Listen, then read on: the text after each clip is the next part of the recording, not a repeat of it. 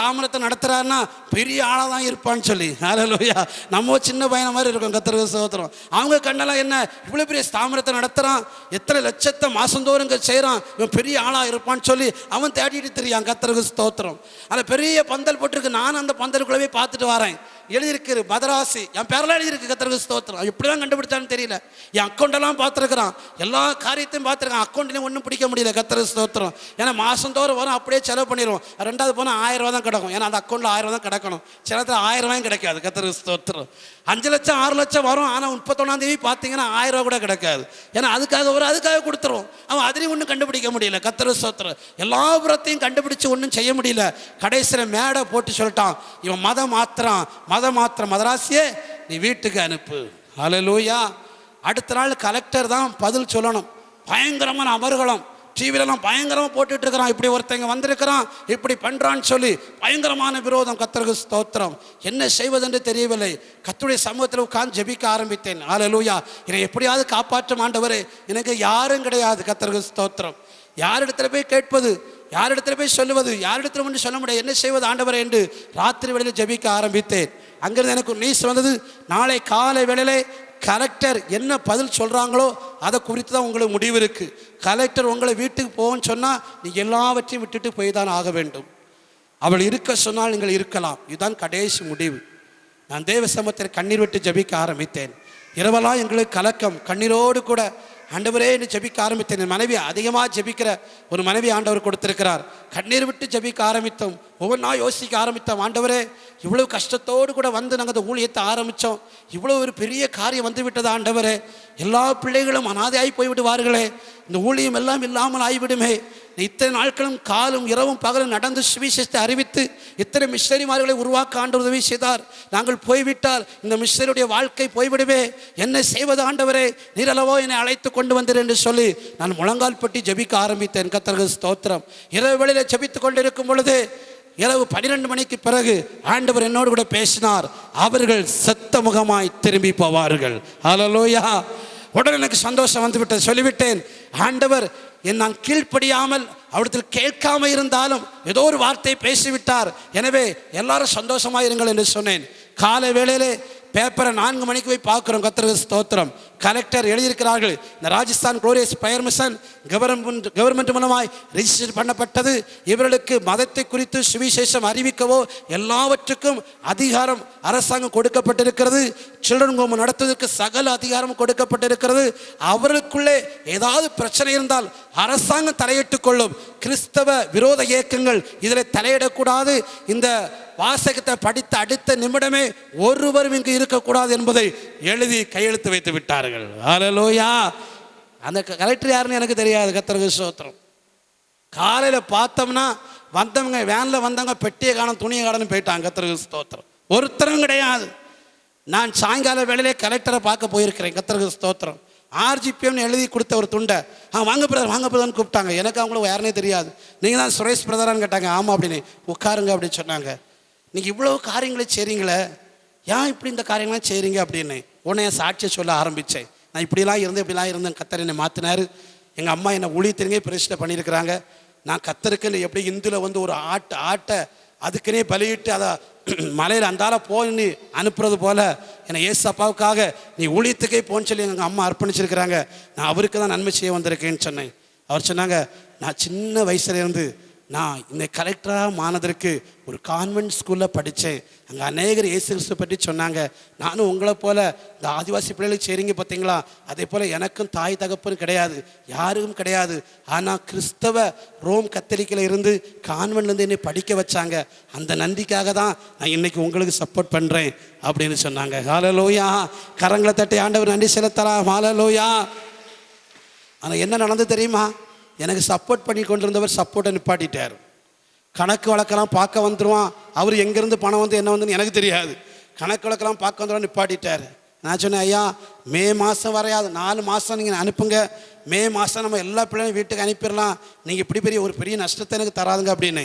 அவர் ஃபோனே எடுக்கலை. கர்த்தருக்கு ஸ்தோத்திரம். பெரிதான ஒரு அடி என் வாழ்க்கையில் விழுந்தது. கர்த்தருக்கு ஸ்தோத்திரம். இதுவரை கடன் யாரிடத்துல நான் வாங்கினது கிடையாது. இந்த நேரத்தில் பார்க்கும் பொழுது இந்த 400 பிள்ளைகளையும் வீட்டுக்கு அனுப்ப முடியாது. அனுப்பிவிட்டால் 1 வருஷம் அவளுக்கு பாழாய் போய்விடும், என்ன செய்வதென்றே தெரியாது. ஆண்டவரே என்று பார்க்கிறேன், ஆண்டவர் சத்தம் கொடுக்கவே இல்லை. நீ என்கிட்ட கேட்டா செய்தார் அப்படின்ட்டார். கர்த்தருக்கு ஸ்தோத்திரம். நீ செய்தா நீ படு அப்படின்ட்டார். கர்த்தருக்கு ஸ்தோத்திரம். நானுடைய சமூகத்திலே என்னை புடமிட ஆரம்பித்தார். ஒரு காரியம்தான், ஆண்டவரத்தில் கேட்காமல் செய்த காரியத்திற்காக இனி வாழ்க்கை ஃபுல்லா நீ ஆண்ட கேட்காம செய்யக்கூடாது என்பதற்காக என்னை பிழிஞ்சி எடுத்தார். ஆண்டவர் உடைத்து எடுத்தார், நொறுக்கினார். கர்த்தருக்கு ஸ்தோத்திரம். எல்லாரும் வந்தாங்க, மசாலா கடையில் இவ்வளோ வந்தான், ஏன்னா மாதந்தோறும் வாங்கிட்டு இருக்கோம். பிரதர் கவலைப்படாங்க பிரதர், 4 மாதமும் நான் தரேன்ட்டான். சரி அவனை கொடுப்பா அப்படின்ட்டு.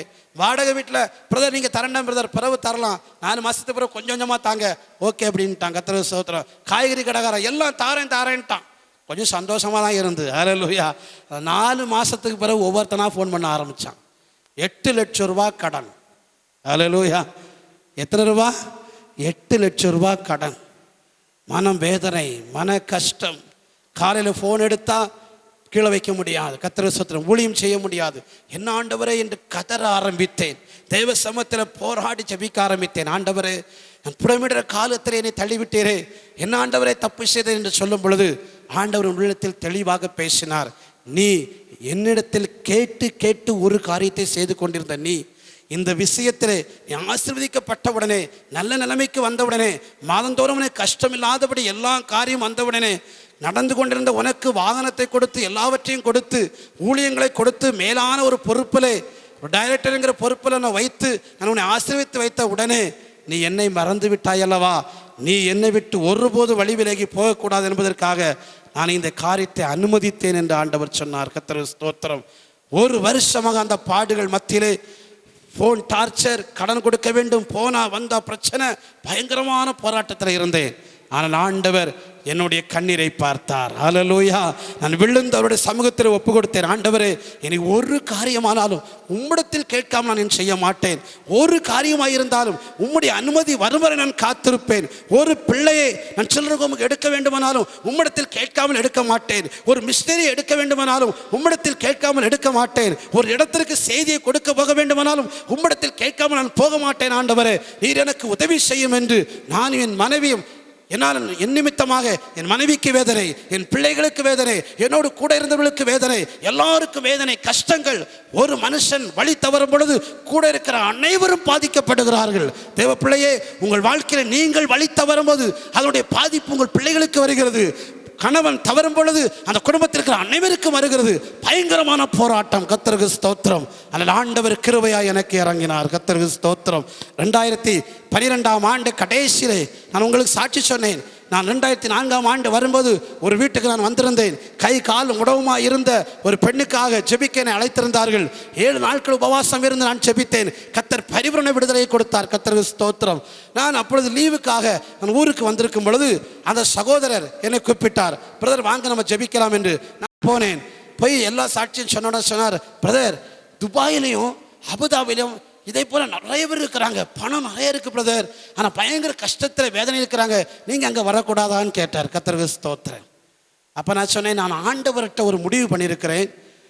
என்னுடைய ஸ்தாபனத்திலிருந்து பைசா போட்டு நான் விசா எடுத்தோ அல்லது டிக்கெட் எடுத்தோ ஊழியத்துக்கு காசு கொடுத்தோ நான் ஊழியத்துக்கு போக மாட்டேன். ஆண்டவர் எனக்கு வாசல் திறக்கும் வரை நான் பொறுமையாய் காத்திருப்பேன் என்று அவரிடத்துல சொன்னேன். உடனே அவர் சொன்னார், பிரதர் நீங்கள் இவ்வளவு காரியம் செய்திருக்கிறீங்க, நான் உங்களுக்காக விசா எடுக்கிறேன், நான் உங்களுக்காக கர்த்தருக்கு ஸ்தோத்திரம் உங்களுக்காக டிக்கெட் அரேஞ்ச்மெண்ட் பண்ணுறேன், எல்லாவற்றையும் பண்ணுறேன் என்று என்னிடத்தில் சொன்னார். கர்த்தருக்கு ஸ்தோத்திரம். எல்லாவற்றையும் அரேஞ்ச்மெண்ட் பண்ண கர்த்தர் உதவி செய்தார். ஹல்லேலூயா.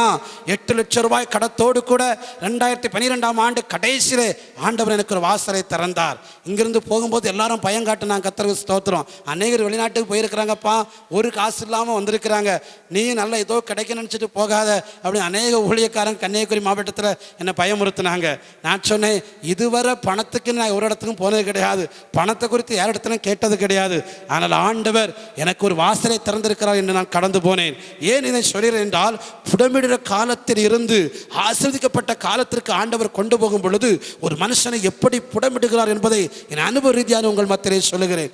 அங்கு போனேன். தேவனுடைய பிள்ளையே, சிஎஸ்ஐ அபுதாபி சிஎஸ்ஐ சபையிலே முதல் நாள் எனக்கு செய்தியை கொடுத்தார்கள்.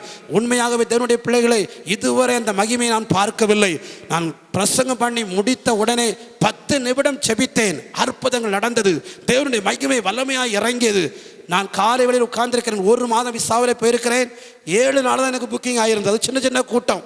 ஆனால் அன்னைக்கு முடிந்து நான் போயிருக்கிறேன். அடுத்த நாள் காலையில் எனக்கு கோஆர்டினேட் பண்ண வச்சார். 1 மாதம் உங்களுக்கு புக்கிங் ஆகிட்டு பிரதர். ஹல்லேலூயா. கர்த்தர் வாசலை திறந்தார், மகிமையாய் வெளிப்பட்டார். அந்த 1 மாத காலத்தில் 1 பைசா கூட நான் கையில் வாங்கலை. என்னை கோஆர்டினேட் பண்ணவர் தான் வாங்கினார். அவர் அப்படியே ஸ்தாபனத்துக்கு அனுப்புகிறாரு. ஆண்டவர் கடனை அடைக்க கர்த்தர் வாசலை திறந்தார். கரங்களை தட்டி ஆண்டவர் நன்றி செலுத்தலாம். ஹல்லேலூயா, ஹல்லேலூயா. காரணம் என்னவென்றால், எப்பொழுது ஏன் ஆண்டவர் நம்மை புடமிடுகிறார் என்றால், அவரையே நம்பி வாழ வேண்டும் என்பதற்காக, அவருடைய முகத்தையே பார்க்க வேண்டும் என்பதற்காக என் ஆண்டவர் என்ன செய்கிறார் என்றால் நம்மை புடமிடுகிறார். ஹல்லேலூயா. புடமிடப்பட்ட பின்பு ஆண்டவர் செய்கிற காரியத்தை நான் உங்கள் மத்தியிலே சொல்ல விரும்புகிறேன். வாசிக்கலாம். யோபு எழுதின புஸ்தகம் 42ஆம் அதிகாரம் 5வது வசனத்தை நான் வாசிக்கலாம்.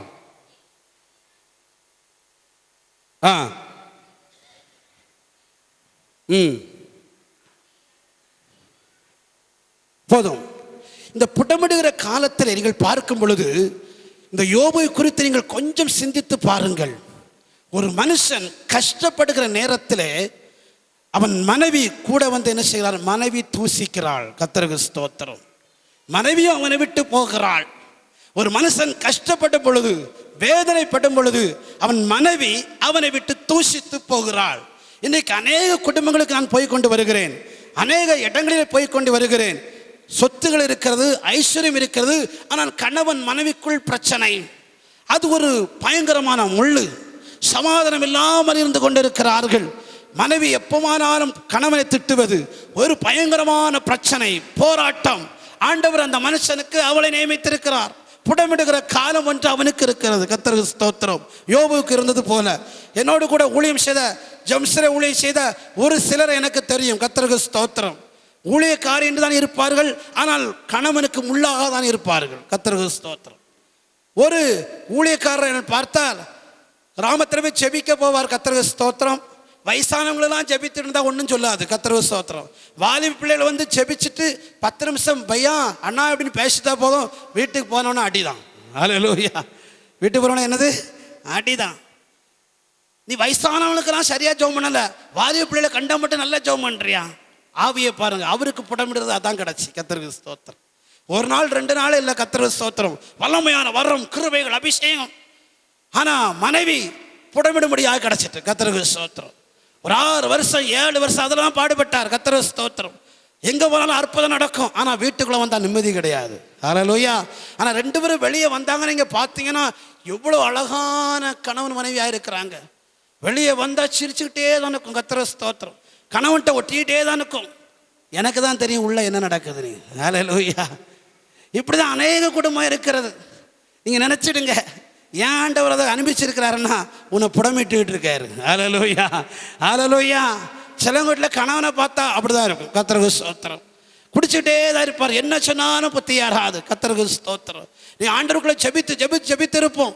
அது நமக்கு ஒரு முள்ளா இருக்கும். கர்த்தருக்கு ஸ்தோத்திரம். ஆண்டவர் அதை கொண்டு நம்மளை புடமிடுவார். நல்ல ஜெபம்னா இருப்போம். நீ ஜெபித்து ஜெபித்து என்னத்தை கண்டா? ஹல்லேலூயா. நீ ஜெபம் பண்ணி வானம் வெளுக்கவே இல்லை. கர்த்தருக்கு ஸ்தோத்திரம். அப்படி என்று பேச ஆரம்பிப்பார்கள். கர்த்தருக்கு ஸ்தோத்திரம்.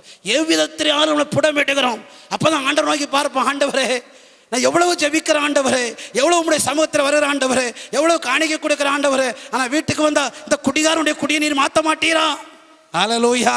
முறுமுறுப்பும். கர்த்தருக்கு ஸ்தோத்திரம். ஆனால் தேவனதை பார்த்து கொண்டே இருப்பார். நீ புடமிடப்பட்ட பின்பு கடைசியில் ஆண்டவரே, அவர் குடிச்சாலும் குடிக்காம போனாலும் நான் அவரை அன்பா நேசிப்பேன். ஆண்டவரே, ஹல்லேலூயா.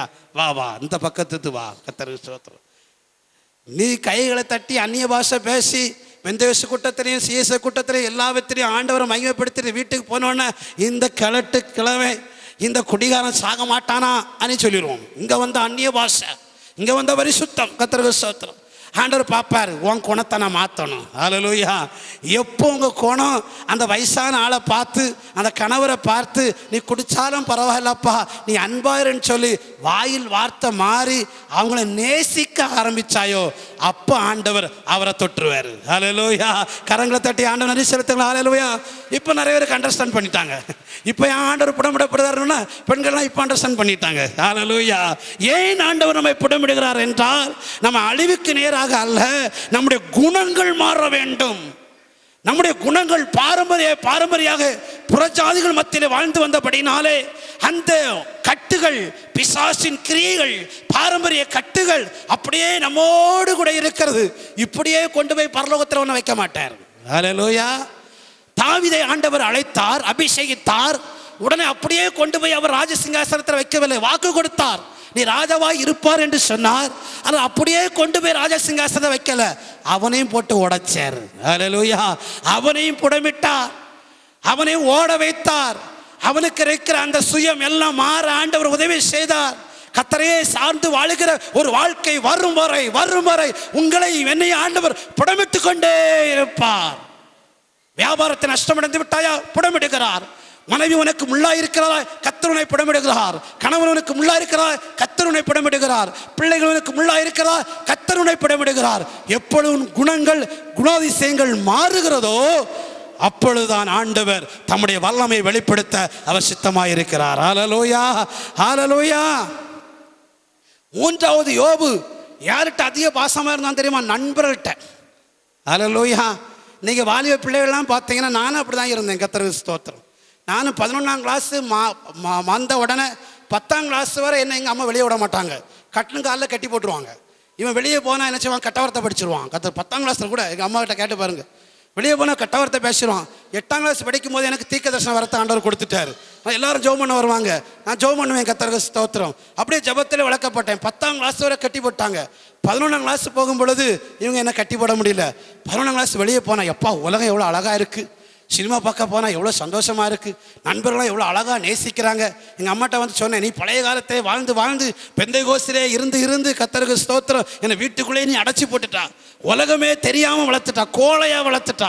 உலகமே என்னன்னு தெரிய மாட்டேங்குது. கர்த்தருக்கு ஸ்தோத்திரம். மயிலாடியிலேருந்து நாகர்கோவில்லாம் எப்படின்னு தெரியாது, கிராமத்தை விட்டு வெளியே போக தெரியாது. கர்த்தருக்கு ஸ்தோத்திரம். சொந்தக்கார வீட்டுக்கு போனாலும் எனக்கு கூடாலே கூட்டிகிட்டு போயிடுவாங்க. கர்த்தருக்கு ஸ்தோத்திரம். இப்படி கட்டி வளர்த்தன எங்கள் அம்மாட்ட சொன்ன, உங்களுக்கு ஞானமே கிடையாதும்மா அப்படின்னு சொல்லி 11ஆம் கிளாஸ் பிறகு நண்பர்கள் கூடினார்கள். பயங்கர நண்பர்கள், உயிருக்குறா நேசிக்கிற நண்பர்கள். ஹல்லேலூயா. அம்மாவை மதிக்கிறது கிடையாது, அப்பாவை மதிக்கிறது கிடையாது. ராத்திரி 9 மணி படுத்தது மாதிரி இருக்கும், படுக்கையில் அங்கே இருக்க மாட்டோம். கர்த்தருக்கு ஸ்தோத்திரம். சுசிந்தோர் அங்கே எங்கேன்னு படம் பார்க்க போயிடுவோம். கர்த்தருக்கு ஸ்தோத்திரம். எங்கள் அம்மா காலையில் தேடி பார்த்தா எனக்கு காணாது. கர்த்தருக்கு ஸ்தோத்திரம். அடுத்த நாள் ராத்திரி வந்து படுத்தா, காலையில் முடிச்சு பார்த்தா அந்த கட்டில் பக்கத்தில் இருந்து அழுதுகிட்டே இருப்பாங்க, ஆண்டவரே என் மகனே ரட்சியும் மச்சியும். எனக்கு சொல்ல, உங்களுக்கு வேறு வேலையே இல்லையாம்மா, இதுக்கு காலையிலே சத்தம் போட்டுட்டு இருக்கிறீங்கன்னு சொல்லி விரட்ட ஆரம்பித்தேன். ஆண்டவர் விட்டு வழி விலக ஆரம்பித்தேன். கர்த்தருக்கு ஸ்தோத்திரம். நண்பர்கள் தான் எல்லாம் நினச்சிட்டு போனேன். கர்த்தருக்கு ஸ்தோத்திரம். ஆண்டவர் புடமிட ஆரம்பித்தார். ஹல்லேலூயா. யோபு கிட்ட 3 நண்பர்களாக வந்தாங்க. 7 நாள் கூடவே உட்கார்ந்துருந்தாங்க. யோபு நினைச்சான், என் பொண்டாட்டி வரை தூசிச்சுட்டு ஓடிட்டா, எல்லாரும் போயிட்டா, என் நண்பர் மட்டும்தான் எனக்கு ஆதரவாக வந்தான். ஹல்லேலூயா. நம்முடைய புடமிட மனசு மாறாது. கொஞ்சம் ஆண்டவர்கிட்ட இருக்கும், கொஞ்சம் வேற யாராவது கொஞ்சம் வந்துட்டாங்கன்னா அங்கே ஓடிடும். கர்த்தருக்கு ஸ்தோத்திரம். புடமிடுறதுக்கு அது கொஞ்சம் திருக்குள்ளது, நம்ம இருதயம் திருக்குள்ளது. யோபு நினச்சிட்டே இருக்கார், ஆகா நல்ல நண்பர்கள் வந்துட்டாங்கன்னு சொல்லி. 7 நாளைக்கு பிறகுதான் ஆரம்பித்தான் பாருங்க. மனைவி பேசுவதை காட்டிலும் இந்த நண்பர்கள் பேசின வார்த்தைகளை பார்த்தா ஐயோ என்று ஆகிவிட்டது. கர்த்தருக்கு ஸ்தோத்திரம்.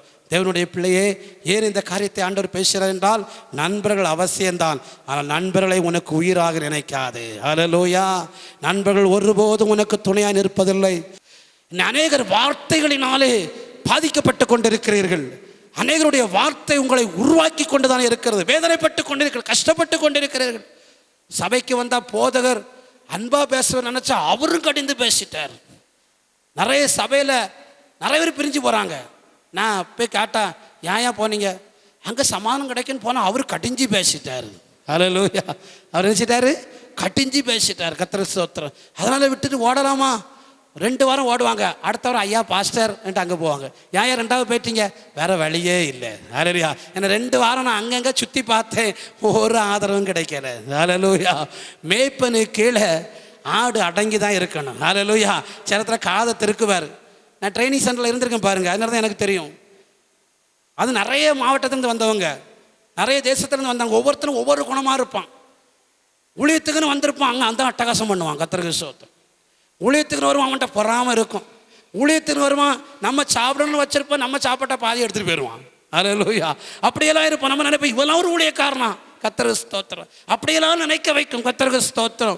இது எல்லாம் எதற்காக என்றால், நீ கோபக்காரனாக இருந்தால் உன் கோபம் மாறுகிற வர உன்னை ஆண்டவர் புடமிடுவார். ஹல்லேலூயா. கோபம் ஆறு வரை என்ன செய்வார்? ஆண்டவர் புடமிடுவார். நீ காம இச்சைக்கு அடிமையாயிருந்தால் அந்த இச்சை மாறும் வரை உன்னை புடமிட்டு கொண்டே தான் இருப்பார். கர்த்தருக்கு ஸ்தோத்திரம். பண ஆசையாயிருந்தா அங்க புடமிடுவார். கர்த்தருக்கு ஸ்தோத்திரம். ஒவ்வொரு கிரியைகள் எதெல்லாம் இருக்கிறதோ அதையெல்லாம் புடமிடுவார். மூன்றாவது, ஆண்டவர் உன்னுடைய நம்பிக்கை நண்பர்கள் மேல் இருந்தால் அந்த நண்பன் யார் என்று கற்றுக் கொடுக்கிற அளவுக்கு உன்னை உருவாக்குவார். ஹல்லேலூயா. அநேகர் சொல்லுவாங்க, பிரதர் நீங்கள் ஆண்டவர் மாத்திரம் சார்ந்திருங்க பிரதர். இல்லை பிரதர், எங்கே அந்த பிரதர் என்ன விடவே மாட்டார் பிரதர், எதனாலும் எனக்கு உதவி செய்வார் பிரதர், என்ன அப்படி வச்சிருக்கிறார் பிரதர், இப்படி வச்சிருக்கார் பிரதர். ஹல்லேலூயா. கர்த்தருக்கு ஸ்தோத்திரம். ஒரு நாள் வரும், ஆண்டவருடைய ரூபத்தை காட்டி கொடுப்பார். மனுஷன் மண்ணுதான். வேதம் சொல்லுகிறது, சுவாசமுள்ள ஒரு மனுஷனையும் நம்பாதே. இன்றைக்கு பரிசுத்த ஆவியானவர் உங்களுக்கும் எனக்கும் சொல்லுகிறார், தேவனுடைய வருகை வரை ஒரு மனுஷனையும் நீ நம்பாதே. சுவாசமுள்ள ஒரு மனுஷனை நம்பாதே. இக்கட்டிலே மனுஷனுடைய உதவி விருதா என்று வேதம் சொல்லுகிறது. உன்னுடைய இருதயம் ஆண்டவரையே நோக்கி பார்க்கணும். யோபு சொல்லுகிறார், தன்னுடைய நீதியை எடுத்து சொல்லி பார்க்கிறார். நண்பர்கள் கேட்கவில்லை. நண்பர்கள் பேசின வார்த்தைகள் இவனை இன்னும் வேதனைப்படுத்தி விட்டது. வியாதி ஒரு புறத்திலே, வியாதி அவனை உருவாக்கி கொண்டிருக்கிறது, புடமிடப்பட்டு கொண்டிருக்கிறது. இன்றைக்கு அநேருக்கு தீராத வியாதி உங்களை புடமிடப்பட்டு கொண்டிருக்கிறது. ஆண்டவர் சுகம் தருவார். ஆனால் உன்னுடைய சுவாபம் மாறும் வரை, உன்னுடைய குணம் மாறும் வரை, நீ ஆவிக்குரியனாய் மாறும் வரை, நீ கர்த்தரை சார்ந்து வாழும் வரை, அவரிடத்தில் உறவு வைக்கும் வரை அந்த வியாதி உன்னை பிடித்து கொண்டே தான் இருக்கும். அந்த வியாதி மாறுவதற்கு ஒரு காலம் இருக்கிறது. நீ எப்பொழுது ஆண்டவர் தான் தஞ்சம் என்று சொல்லுவாயோ அதுவரை புடமிடுகிற காலம் நடந்து கொண்டுதான் இருக்கிறது. இதை முடித்த உடனே நண்பர்கள்